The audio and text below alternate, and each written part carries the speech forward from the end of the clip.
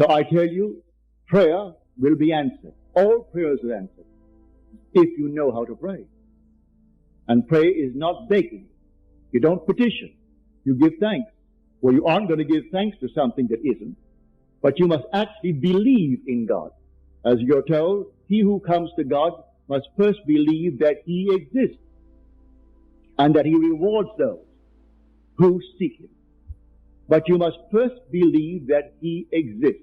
Read that in the 11th chapter, the 6th verse of Hebrews.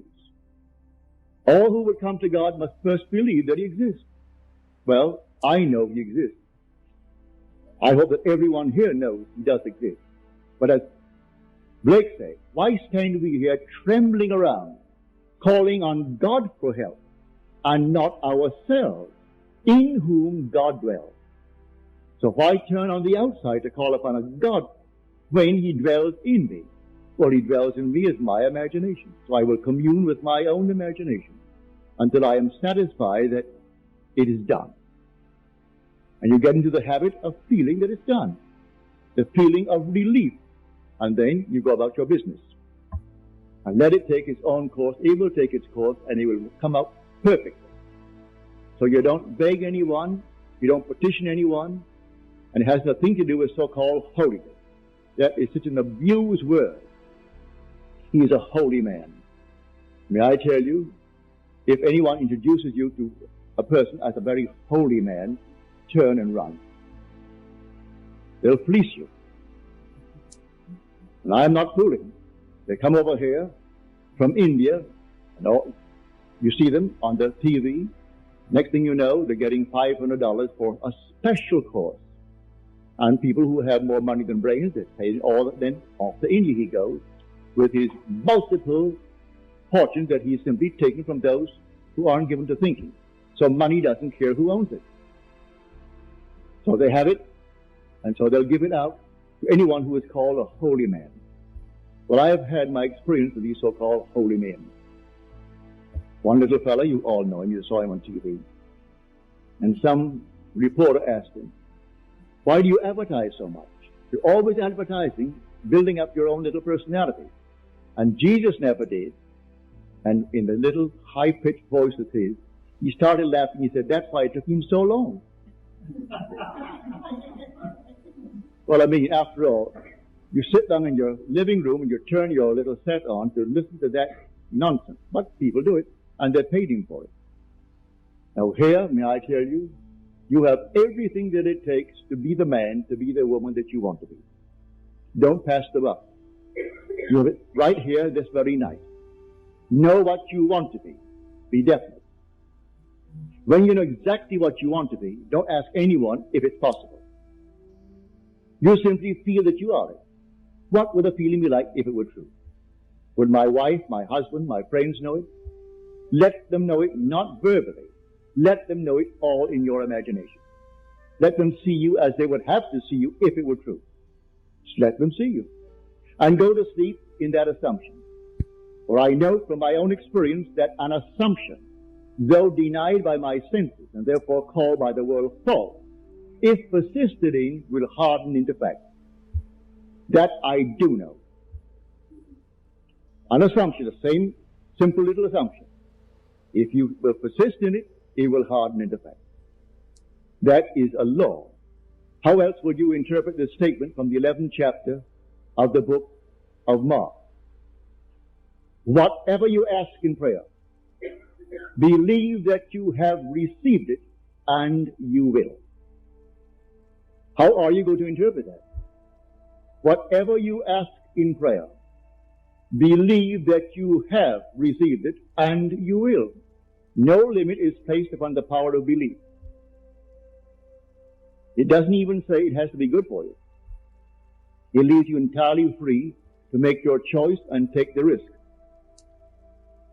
Because when you reap that state, you're also going to reap the consequences of that state. So, take your choice, but also be willing to take the consequences of the state. And you could go through life just simply knowing your only state. You see a person in the gutter today, he need not be in the gutter forever. take him out of the gutter in your mind's eye. Here was a friend of mine, Freedom Barry, that I sent to San Francisco to teach this law. He hasn't had the experience of the promise, so he can't teach the promise. But he teaches the law.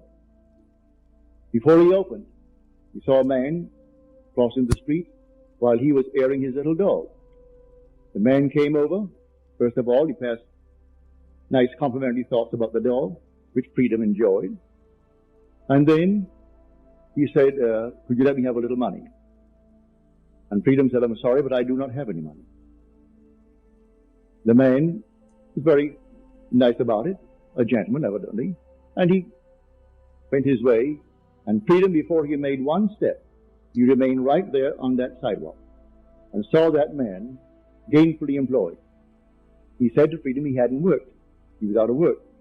And Freedom saw him gainfully employed and felt the thrill of his employment.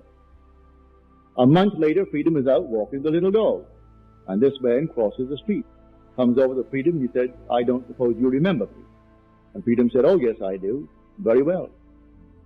He said, well, I want to thank you for not giving me money 1 month ago when I asked you.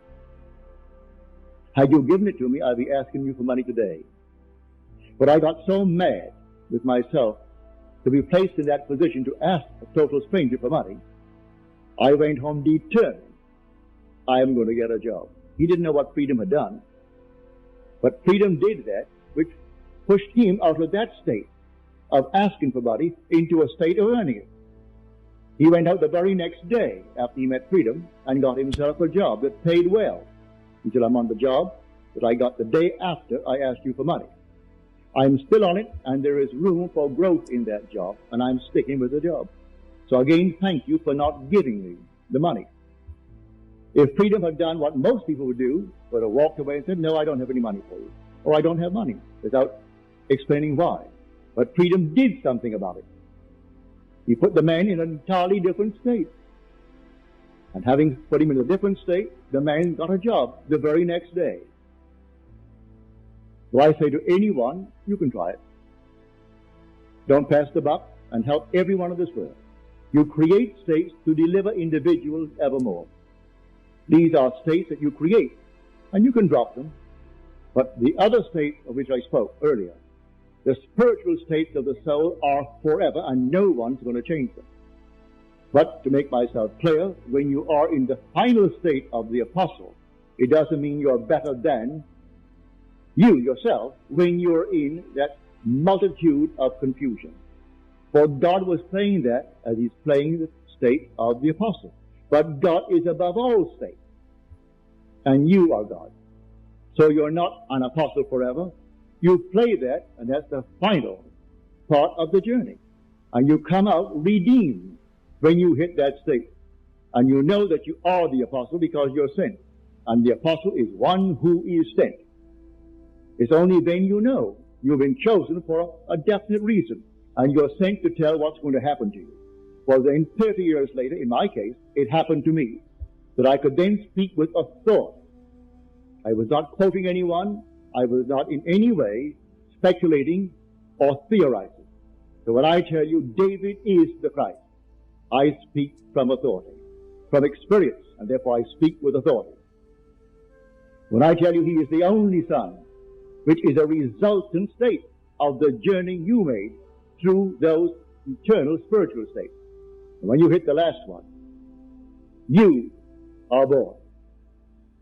Listen to these words. In the King James Version and Moffat's Version and others that I have at home, it's correctly translated.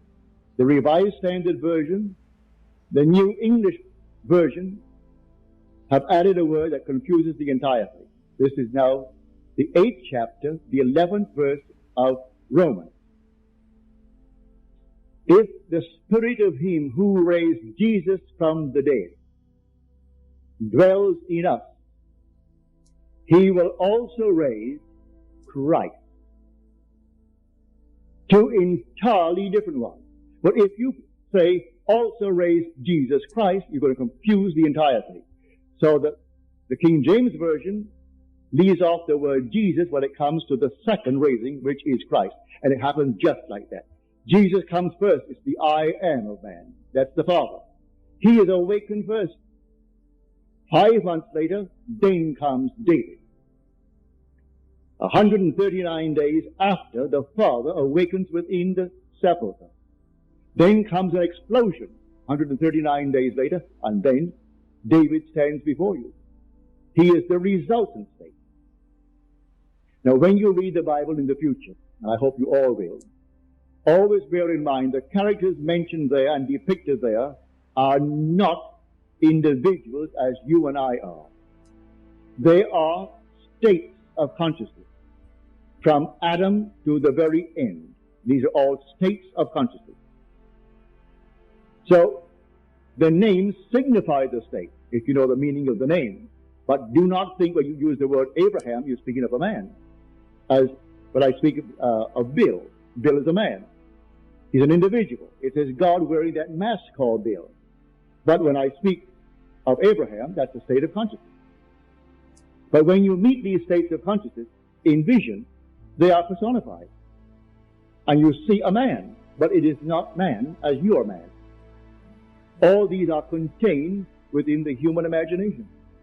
So when you encounter Abraham, well, you're going to see a man. And you know he's Abraham. When you encounter David, you meet a youth, an eternal youth. But it's a resultant state. You are above all states. You are God. Every being in this world is God, and God is one.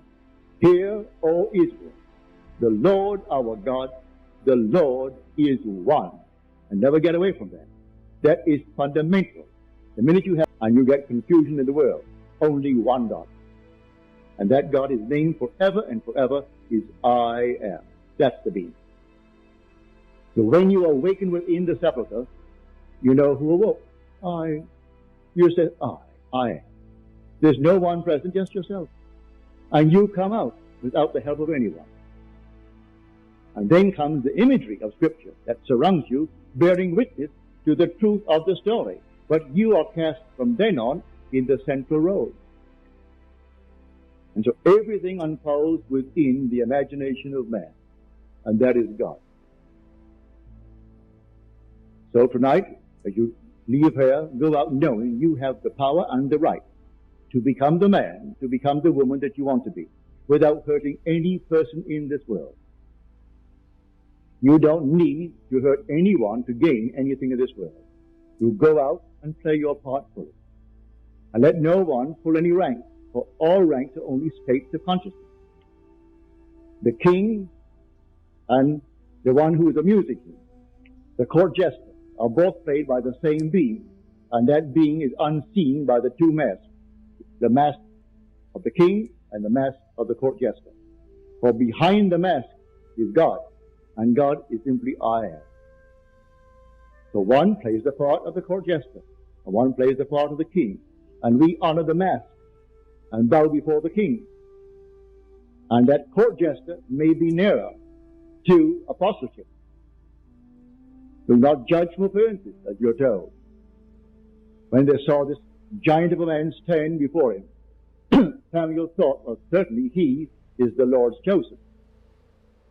For the Lord said to Samuel, go down to the house of Jesse, for I have chosen one of his sons to be king of Israel. And when the first son came in, he was a majestic creature. And Samuel said to himself, surely he is the Lord's choice. And the Lord said, I have rejected him. The Lord sees not what man sees. Man sees the outward appearance, but the Lord sees the heart. Then he brought the second, and he brought the third. And finally he brought the last, which was David. And David was tending the flocks. Now this is all a story. You must extract the meaning from that story. So he brings the little one in. He was just a youth. And as he came in, no one thought for one moment he would be the one. And the voice spoke to the prophet Samuel. Rise and anoint him. This is he. And in the midst of his brothers, Samuel anointed him with the holy oil. And then the Spirit of God came upon him mightily from that day forward. Never left him. Therefore he never lost the battle. the victorious one, called David. So in the end, he stands before you, for he played all the battle. You were the king, you were the Lord of Lords with him, but you didn't know it. And he is the Father's only Son. And then he stands before you, and he is your Son.